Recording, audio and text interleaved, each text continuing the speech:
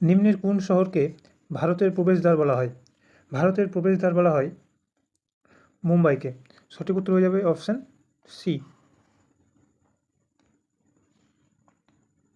মুম্বাইকে বলা হয় ভারতের প্রবেশদ্বার বা gateway of India. Gateway of India. দিল্লিতে কি রয়েছে? India gate. কলকাতাকে কি বলা হয়? কলকাতাকে বলা হয় city of joy. 2 number, Sariska national park কোন রাজ্যে রয়েছে? সরিস্কা ন্যাশনাল পার্ক রয়েছে, সঠিক উত্তর হয়ে যাবে অপশান বি, রাজস্থান। রাজস্থানে আর কি কি পার্ক রয়েছে? এছাড়াও রাজস্থানে রয়েছে কেওলাদে ঘানা জাতীয় উদ্যান বা ন্যাশনাল পার্ক,